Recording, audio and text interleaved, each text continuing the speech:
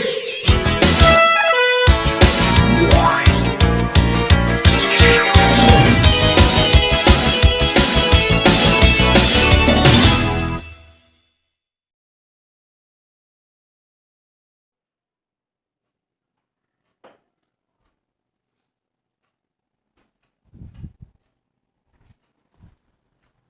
Students, तो इस video के अंदर हम टाइप्स ऑफ रेडॉक्स रिएक्शन के बारे में डिस्कस करेंगे। ठीक है, जितने भी रिएक्शन हम देखेंगे वो सभी रेडॉक्स रिएक्शन हैं, कैसे हैं उसके बारे में पढ़ेंगे। ठीक है, तो फर्स्ट रिएक्शन जो है वो है, हाँ सॉरी, टाइप्स ऑफ रिएक्शन हमने हेडिंग डाला हुआ है। ठीक है, फर्स्ट रिएक्शन हम देखेंगे यहाँ पे, that is combination reaction. Okay, combination reaction. तो कॉम्बिनेशन रिएक्शन को कैसे रेडॉक्स रिएक्शन हम बोल सकते हैं। ठीक है, तो पहली चीज आपको ये याद रखना है कि किसी भी रिएक्शन को रेडॉक्स रिएक्शन कब बोल सकते हैं हम, किसी भी रिएक्शन को रेडॉक्स रिएक्शन कब बोल सकते हैं, देयर इज अ चेंज इन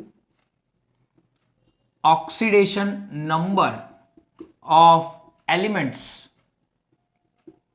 क्या होगा, ऑक्सीडेशन नंबर में क्या होगा, चेंज होगा। क्या होगा, चेंज होगा। ठीक है, तब जाके उसे हम आइधर उसका ऑक्सीडेशन है या रिडक्शन है वो देखना है, तब जाके हम उसे बोल सकते हैं कि पर्टिकुलर रिएक्शन क्या है, रेडॉक्स रिएक्शन है। ठीक है, यहां पे एक कॉम्बिनेशन रिएक्शन की बात कर रहे हैं, तो कॉम्बिनेशन रिएक्शन क्या बोल सकते हैं हम, the reaction in which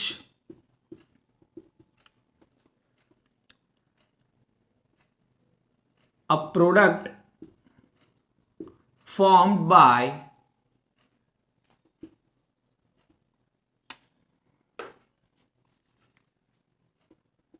two elements combination। ठीक है, कॉम्बिनेशन रिएक्शन एक ऐसी रिएक्शन है जिसके अंदर जो है वो प्रोडक्ट जो है वो फॉर्म होगा कॉम्बिनेशन से, और यहां पे हम लिख सकते हैं कि one element should be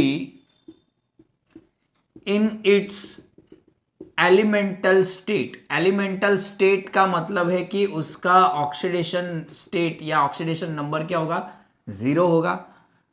A plus B क्या बनाएगा, सी बनाएगा। ठीक है, ये एक कॉम्बिनेशन रिएक्शन है। Okay, clear. अगर हम रिएक्शन की बात करें तो क्या होगा, यहां पे एग्जांपल देख रहा हूं, मैं लिख रहा हूं 2H2 plus O2 form 2H2O। ठीक है, तो यहां पे देखो एलिमेंटल स्टेट में ये भी एलिमेंटल स्टेट में 0, इसका ऑक्सीडेशन भी क्या होगा, 0 होगा। जब यहां पे देखो, यहां पे क्या हो रहा है, यहां पे ऑक्सीडेशन स्टेट H का हो गया +1 और इसका क्या हो गया -2। ठीक है, तो देखो यहां पे 0 से +1 हो गया, दैट इज ऑक्सीडेशन हुआ, है ना। ऑक्सीडेशन नंबर क्या हो गया, इंक्रीज हो गया, इसीलिए ऑक्सीडेशन हुआ। और यहां पे रिडक्शन हो गया, 0 से -2 हो गया, कम हो गया ना, माइनस में चला गया, तो ऑक्सीडेशन नंबर क्या हो गया, यहां पे डिक्रीज हो गया, है ना। समझ में आ रहा है। तो ये हमारी एक कॉम्बिनेशन रिएक्शन हो गई।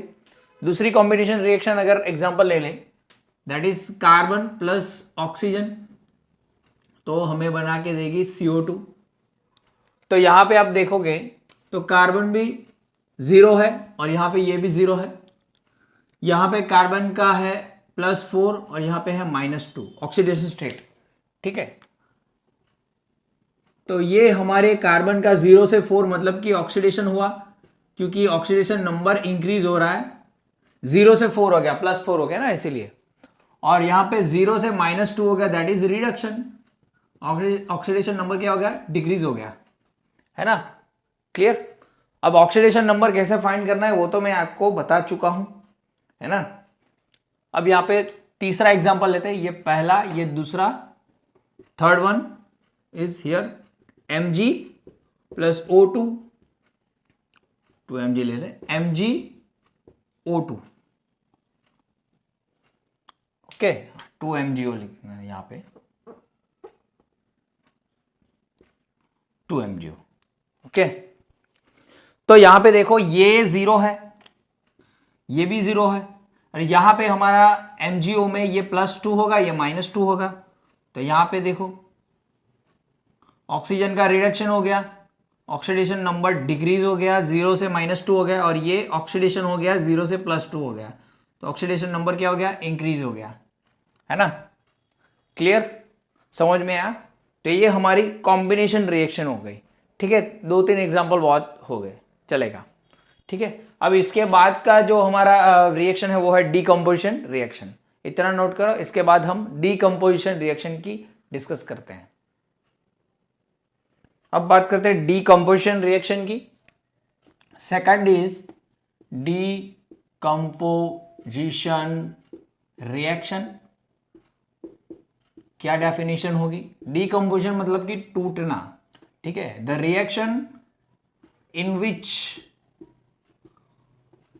कंपाउंड और प्रोडक्ट लिख सकते हो आप दोनों, ब्रेक्स डाउन इनटू 2 और मोर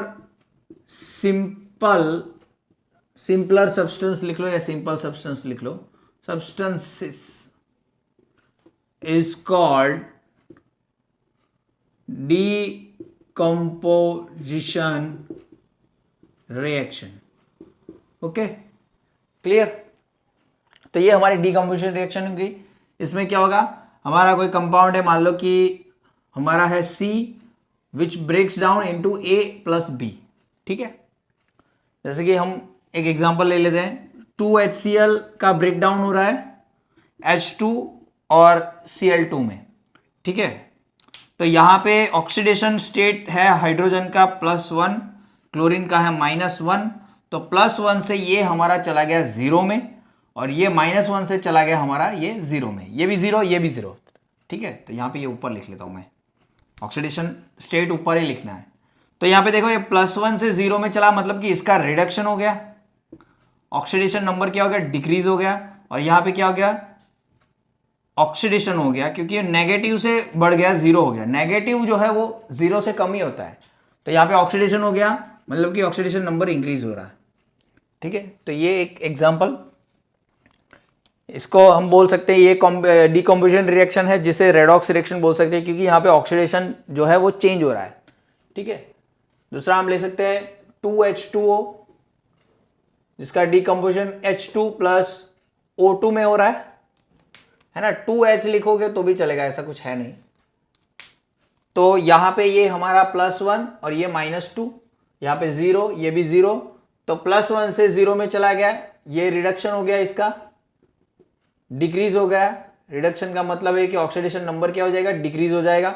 ये -2 से 0 में चला गया, मतलब कि ऑक्सीडेशन हो गया, इसका ऑक्सीडेशन नंबर क्या हो गया, इंक्रीज हो गया। ठीक है, थर्ड जो है वो हम ले लेते हैं 2AgBr। डीकम्पोजिशन होगा 2Ag + Br2। ये ऑक्सीडेशन स्टेट इसका क्या होगा, 0, ये भी 0। ये एलिमेंटल स्टेट है ना, एलिमेंटल स्टेट के अंदर किसी भी एलिमेंट का ऑक्सीडेशन नंबर क्या होता है, 0 होता है। वी ऑल नो, पिछला वीडियो था उसमें मैंने आपको क्लियर आउट करवाया था कि कुछ पॉइंट्स है ऑक्सीडेशन नंबर फाइंड करने के लिए। तो पहला जो पॉइंट था वही है, ये एलिमेंटल स्टेट में क्या होगा, उसका 0 होगा ऑक्सीडेशन नंबर। ये देखो अभी ये है क्या है, +1 है और इसका -1। तो +1 से यहाँ पे 0 में चला गया, मतलब कि इसका क्या हो गया, रिडक्शन हो गया, ऑक्सीडेशन नंबर डिक्रीज हो गया, है ना, +1 से 0 में। लेकिन यहाँ पे -1 से 0 में गया, मतलब कि इसका क्या हो गया, ऑक्सीडेशन हो गया, क्योंकि ऑक्सीडेशन नंबर जो है वो इंक्रीज हो गया। ठीक है, तो ये हमारी डीकम्पोजिशन रिएक्शन हो गई। डीकम्पोजिशन मतलब कि प्रोडक्ट टूट के, मतलब कि एक से ज्यादा जो है वो एलिमेंटल सिंपल एलिमेंट में बनना। ठीक है, क्लियर। लेकिन सभी जो डीकम्पोजिशन रिएक्शन है ना, उसे रेडॉक्स रिएक्शन नहीं बोल सकते। क्यों, तो यहां पे मैं लिख लेता हूं,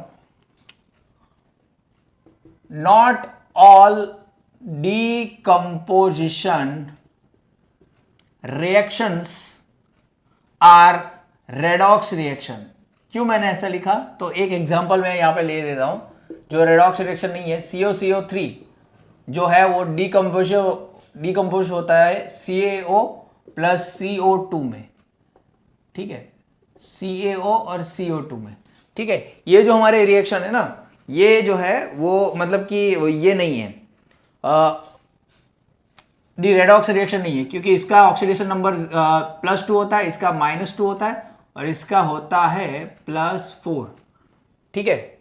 तो यहां पे देखो, इसका ऑक्सीडेशन नंबर +4, इसका -2, इसका +2, इसका -2। यहां पे कैल्शियम +2 से +2 में जा रहा है तो कोई चेंज नहीं हुआ। कार्बन जो है यहां पे देखो, कार्बन +4 है, यहां पे भी +4 है तो कोई चेंज नहीं हुआ। ऑक्सीजन जो है -2 है तो यहां पे -2 है, इवन यहां पे भी -2 है तो कोई चेंज नहीं हुआ। मतलब कि no change in oxidation number for any element, कोई चेंज नहीं हुआ, तो रेडॉक्स रिएक्शन भी हम इसे नहीं बोल सकते, क्योंकि ऑक्सीडेशन और रिडक्शन हुआ ही नहीं है यहां पे, है ना। तो ये हमारी एक डीकंपोजिशन रिएक्शन है, जिसे हम बोल सकते हैं कि ये रेडॉक्स रिएक्शन नहीं है, ठीक है। क्लियर, समझ में आया? ओके, तो ये हमारी डीकंपोजिशन रिएक्शन के बारे में था। अब हम डिस्प्लेसमेंट रिएक्शन के बारे में बात करते हैं, ठीक है, इतना नोट करो। तो अब बात करते हैं हम डिस्प्लेसमेंट रिएक्शन की, जो 10th के अंदर भी आ गया होगा अगर आपको मालूम हुआ। द रिएक्शन इन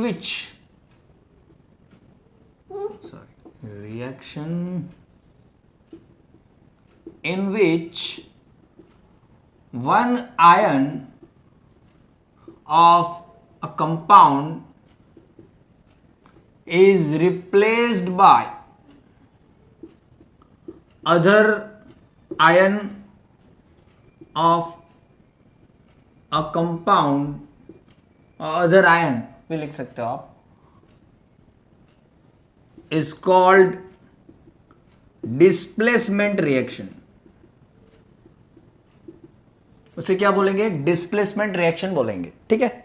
जैसे कि मान लो कि पहली टाइप की बात करता हूं, मेटल आयन डिस्प्लेसमेंट। तो हमारा X है जो एक मेटल आयन है, ये हमारा मेटल आयन है, और YZ जिसमें ये Y जो है वो मेटल आयन है, और ये हमारा जो है वो नॉन मेटल आयन है, ठीक है। अब ये क्या करेगा? इसको डिस्प्लेस कर देगा, मतलब कि XZ बना लेगा और Y जो है वो अकेला हो जाएगा, ये Y की जगह इसने ले ली, ठीक है। समझ में आ रहा है? तो ये हमारा मेटल आयन का डिस्प्लेसमेंट हो गया। एक एग्जांपल ले लेते हैं, चलो। Zn plus CuSO4। तो अब यहाँ पे क्या, यहाँ पे मैंने देखो रिएक्टिविटी सीरीज लिखी हुई है, ठीक है। तो यहाँ पे जो ऊपर से नीचे जो मैंने लिखा हुआ है, तो ये जो सारे है ना वो वेरी रिएक्टिव है, बहुत ही रिएक्टिव होते हैं। ये लोग इतने रिएक्टिव होते हैं कि दूसरों को क्या कर सकते हैं? निकाल के खुद बैठ सकते हैं, ठीक है। ये फिर बीच वाले जो है वो मॉडरेट है, मीडियम, ठीक है। यहां तक आप बोल सकते हो कि ये यहां तक वेरी रिएक्टिव, उसके बाद ये जो है वो सभी डी ब्लॉक एलिमेंट्स हैं, तो ये मीडियम रिएक्टिव है, ठीक है। अब ये हाइड्रोजन के बाद ये सभी जो है, ये भी हाइड्रोजन भी वही है, लीस्ट रिएक्टिव है। मतलब कि आप बोल सकते हो कि ये लोग इन लोग को सभी को क्या कर सकते हैं? निकाल सकते हैं डिस्प्लेसमेंट रिएक्शन में, ठीक है। रिएक्टिव ये लोग ज्यादा है। तो देखो यहाँ पे Zn है, जिंक है, ठीक है, ये हमारा जिंक, और ये कॉपर वो या पीछे है। ये देखो सीरीज ऐसे हो रही है, ठीक है। मैंने यहाँ पे जगह नहीं है तो ये यहाँ पे लिख लिया है, तो ये सीरीज कुछ ऐसे है। तो जिंक यहाँ पे ऊपर है, कॉपर यहाँ पे नीचे है, तो जिंक की पावर ज्यादा है रिएक्टिविटी, तो जिंक इसको निकाल फेंक सकता है। तो यहाँ पे क्या होगा? ये ऑक्सीडेशन नंबर 0 है, ये +2, ये -2, तो जिंक क्या करेगा? कॉपर को निकाल कर फेंक देगा और कॉपर अकेला रह जाएगा, ठीक है। यहाँ पे 0 हो जाएगा और ये +2 में आ जाएगा, ठीक है। और ये सल्फेट का तो -2 ही होगा। तो देखो ऑक्सीडेशन स्टेट क्या हो गया? इंक्रीज हो गया, तो ऑक्सीडेशन हो गया, और यहाँ पे कॉपर का +2 से 0 हो गया, दैट मीन्स यहाँ पे क्या हो गया? रिडक्शन हो गया, है ना। समझ में आ रहा है? Okay, clear. वैसे ही यहाँ पे एक दूसरा एग्जांपल ले लेते हैं, चलो। मैग्नीशियम का TiCl4 से, ठीक है। मैग्नीशियम का TiCl4 से। अब देखो मैग्नीशियम जो है वो यहाँ पे वेरी रिएक्टिव सीरीज में, तो टाइटेनियम तो है ही नहीं यहाँ पे, डी ब्लॉक का एलिमेंट है, तो डी ब्लॉक का एलिमेंट ज्यादा मॉडरेटिव रहते हैं, लेकिन मैग्नीशियम जो है वो इतना पावरफुल है कि इसको निकाल फेंक सकता है। ठीक है, ये नॉन मेटल है, ये मेटल है, यहाँ पे मैंने बताया भाई नॉन मेटल आयन है, ये भी नॉन मेटल आयन है, ये मेटल आयन है, और मेटल आयन को डिस्प्लेसमेंट यहाँ पे होगा, इसलिए मेटल आयन डिस्प्लेसमेंट लिखा हुआ है रिएक्शन। ठीक है, तो ये क्या करेगा, क्या बना लेगा, 2MgCl2 बना लेगा। ठीक है, रिएक्शन बैलेंस करने के लिए यहां पे मैंने लिखा था 2Mg, और यहां पे Ti जो है वो अकेला हो जाएगा। तो देखो ऑक्सीडेशन नंबर यहां पे 0 था, अब यहां पे क्या आ गया +2, क्लोरीन का तो -1 है, ये +4 से 0 में चला गया है ना, तो यहां पे मैग्नीशियम का क्या हो गया, ऑक्सीडेशन हो गया, और यहां पे क्या हो गया, इसका रिडक्शन है ना, +4 से सीधा 0 में चला गया।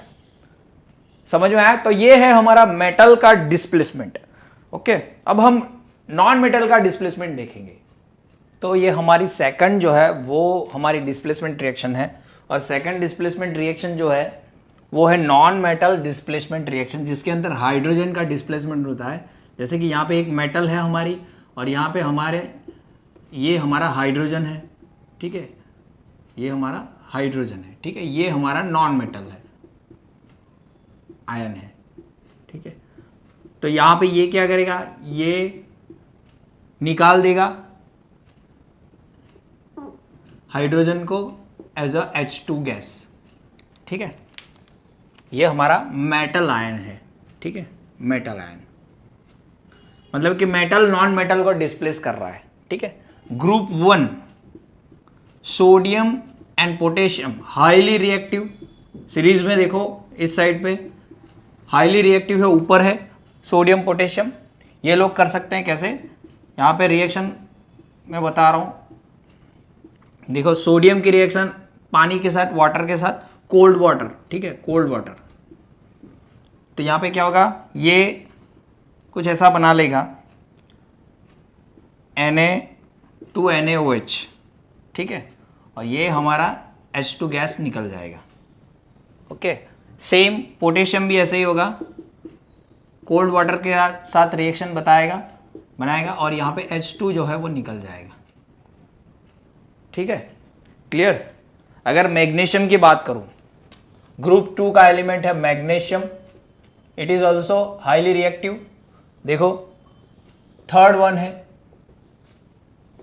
तो मैग्नीशियम की रिएक्शन जब पानी के साथ करते हैं तो वो क्या बनाएगा, Mg2MgO2 और H2 निकाल देगा। ठीक है, क्लियर। OH ट्वाइस बनाएगा, sorry OH twice, magnesium hydroxide बनाएगा वाटर के साथ। ओके, क्लियर, समझ में आया। ये स्टीम के साथ रिएक्शन करेगा, ये वाटर के साथ रिएक्शन नहीं करेगा, स्टीम के साथ रिएक्शन करेगा। ठीक है, क्लियर, MgOH ट्वाइस। ओके, इसके बाद एक हमारा मॉडरेटर, मतलब कि मॉडरेट रिएक्टिविटी शो करता है, दैट इज फेरस, जो डी ब्लॉक का एलिमेंट है। D block element medium reactivity रखता है। ये Fe की रिएक्शन होती है हमारे 2H2O के साथ। ठीक है, Fe2O3 बनाएगा, और यहाँ पे हमारा H2 जो है वो गैस में निकल जाएगा। ठीक है, 2H3 2O3 है ना, तो 2 लगा देंगे तो क्या हो जाएगा, 2 Fe2O3 है ना, तो बैलेंस करना पड़ेगा, ये 3 6 हो जाएगा, Fe2O3 FeO3 6 हो गया, ये हमारा 3H2O निकल जाएगा, ये 3H2। ठीक है, तो ये हमारी हाइड्रोजन का डिस्प्लेसमेंट हो गया। ये हमारा मेटल, ये हाइड्रोजन को डिस्प्लेस करके इसके साथ रिएक्शन कर रहा है नॉन मेटल के साथ। वही यहाँ पे मैंने जो आपको बताया, वही नॉन मेटल के साथ ये रिएक्शन करके ये बना देगा। ठीक है, हाइड्रोजन को डिस्प्लेस कर देगा। ओके, क्लियर, देख लो एक बार, क्लियर, समझ में आया। अगर जो मेटल्स जो है वो हाइड्रोजन के साथ रिएक्शन, वाटर के साथ रिएक्शन नहीं करेंगे, उसके केसेस में हमको एसिड यूज करना पड़ेगा, ठीक है। उसके केसेस में हमको क्या करना पड़ेगा, एसिड। जैसे कि अगर मान लो कि Zn की बात करूं तो Zn जो है वो HCl के साथ रिएक्शन करेगा और ZnCl2 बना लेगा और H2 जो है वो निकल जाएगा ऐसे, ठीक है, ऐसे। उसके बाद अगर फेरस की बात करूं, फेरस, तो फेरस भी हाइड्रोजन के साथ रिएक्शन कर सकता है, सॉरी हाँ एसिड के साथ, और FeCl2 बना लेगा और H2 जो है वो निकाल देगा। इवन सेम मैग्नीशियम भी ये रिएक्शन दिखाएगा और MgCl2 बना लेगा और H2 जो है वो निकाल देगा। ये केसेस जो है वो एसिड के साथ है, किसके साथ है, वो एसिड के साथ, ठीक है। और ऐसे ही हम, ये कमर्शियल है, H2 गैस को बनाने के लिए, प्रिपरेशन के लिए कमर्शियल मेथड है। क्या है, कमर्शियल मेथड, जो इंडस्ट्री में यूज होती है वो मेथड है ये।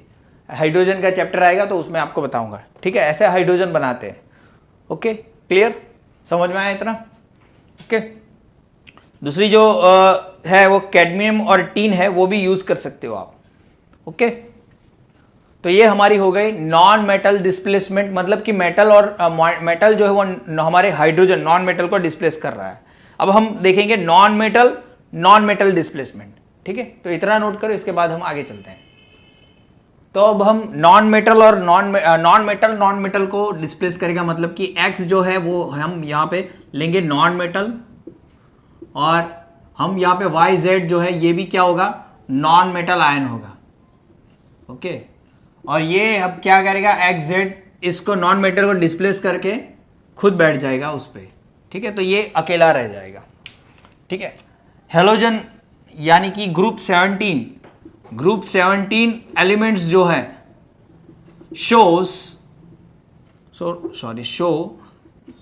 दिस टाइप ऑफ रिएक्शन, ये लोग बताते हैं।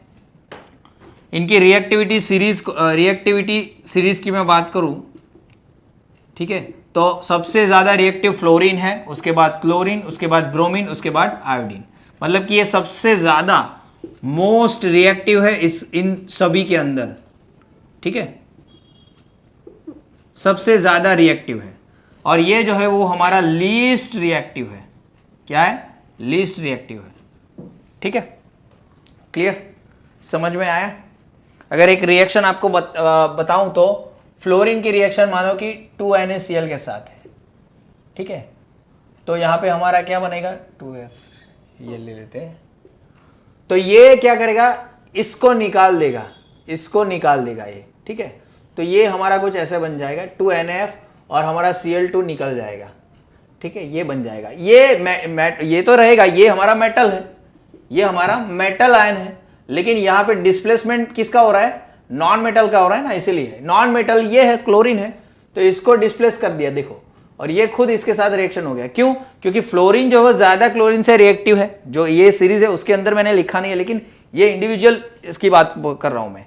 फ्लोरीन जो है वो इससे ज्यादा रिएक्टिव है, तो इसको निकाल फेंकेगा ये, ठीक है। वैसे ही ये क्लोरीन इन दोनों को निकाल फेंक सकता है, लेकिन इसको नहीं निकाल फेंक सकता, ठीक है। क्लोरीन इन दोनों को निकाल फेंक सकता है, क्लियर, समझ में आया। तो ये फर्स्ट रिएक्शन हो गई। अगर ऑक्सीडेशन स्टेट देख रहा हूं तो भी देख सकते हो, यहाँ पे 0 है, ये +1 है, ये -1 है, 0 से सीधा ये -1 हो गया फ्लोरीन, ठीक है। और यहाँ पे जो क्लोरीन है वो क्या हो गया, -1 से ये 0 हो गया, ठीक है। तो -1 से 0 हो गया, मतलब कि इसका क्या हो गया, ऑक्सीडेशन। ये 0 से -1 हो गया, मतलब कि इसका क्या हो गया, रिडक्शन हो गया, ठीक है। दूसरी रिएक्शन हम देखें तो क्लोरीन की रिएक्शन देखते हैं, 2Cl + 2NaBr। तो यहां पे क्या होगा, ये ब्रोमीन को उखाड़ फेंकेगा, क्योंकि इसकी रिएक्टिविटी कम है क्लोरीन से, तो ये क्लोरीन क्या करेगा, इसको उखाड़ फेंकेगा। तो क्या बन जाएगा, यहाँ पे 2NaCl बन जाएगा और Br2 बाहर निकल आएगा, ठीक है। ऑक्सीडेशन स्टेट 0 +1 -1, देखो 0 से क्या होगा, ये -1 में चला गया, तो इसका क्या हो गया, रिडक्शन। और ये Br -1 से 0 में चला गया, तो इसका क्या हो गया, ऑक्सीडेशन, ठीक है। वैसे ही सेम थर्ड वन हम देखें तो यहां पे Cl जो है 2Cl वो NaI को भी, मतलब कि आयोडीन वाले को भी निकाल सकता है, आयोडीन को भी निकाल सकता है। क्या हो जाएगा, 2NaCl हो जाएगा और I2 निकल जाएगा। क्यों, I2 जो है, I इससे कम रिएक्टिव है ना, तो Cl इसको भी निकाल सकता है। तो देखो ये 0 +1 -1 +1, तो यही तो वही रहेगा -1, इसको लिखने की जरूरत है नहीं, ये 0 हो गया। तो क्लोरीन 0 से -1 में चला गया, मतलब कि रिडक्शन, और आयोडीन -1 से 0 में, मतलब कि ऑक्सीडेशन। ठीक है, समझ में आया। वैसे ही ब्रोमीन जो है वो भी आयोडीन को निकाल सकता है। 2Br ले लो आप, ठीक है, और 2NaI ले लो, तो क्या होगा, 2NaBr निकल जाएगा और I2 निकल जाएगा, क्योंकि उसको Br निकाल सकता है, Br की रिएक्टिविटी ज्यादा है। ठीक है, ऑक्सीडेशन स्टेट देखोगे तो ये 0, ये -1, यहां पे ये -1 हो गया, ये 0 हो गया। देखो 0 से -1 क्या हुआ, रिडक्शन हुआ। अब ये -1 से 0 ऑक्सीडेशन, -1 0 से कम होता है ना, इसीलिए। तो ये हमारा नॉन मेटल जो है वो नॉन मेटल को डिस्प्लेस करता है, उसका एग्जांपल हो गया। ठीक है, हाँ, यहाँ पे हम क्या लेंगे, Cl2 ले लेंगे। ठीक है, Cl2, यहाँ पे भी Cl2 ले लेंगे, यहाँ पे Br2 ले लेंगे। ठीक है, ऐसा ले लेना। ओके, यहाँ पे F2 ले लेना। ओके, क्लियर, समझ में आया। तो ये हमारा हो गया, ये एलिमेंटल स्टेट है ना, एलिमेंटल स्टेट F2 ऐसे ही होता है, ऐसा 2F नहीं ले सकते आप। ओके, तो ये हमारा last non metal displacement reaction हो गई। अब इसके बाद जो है हम डिसप्रोपोर्टिनेशन रिएक्शन के बारे में डिस्कस करेंगे, इतना नोट कर लो। तो इसके बाद जो है वो हमारा है लास्ट डिसप्रोपोर्टिनेशन रिएक्शन। डिसप्रोपोर्टिनेशन रिएक्शन, तो ये रिएक्शन जो है वो आपको 12th में भी आ सकता है। समझना यही है कि सेम एलिमेंट होगा, same element undergo oxidation and reduction. कोई एक ही मतलब कि एलिमेंट होगा जो दोनों ही ऑक्सीडेशन करेगा और रिडक्शन दोनों ही करेगा। जैसे कि H2O2 जो बना रहा है हमारा H2O और O2।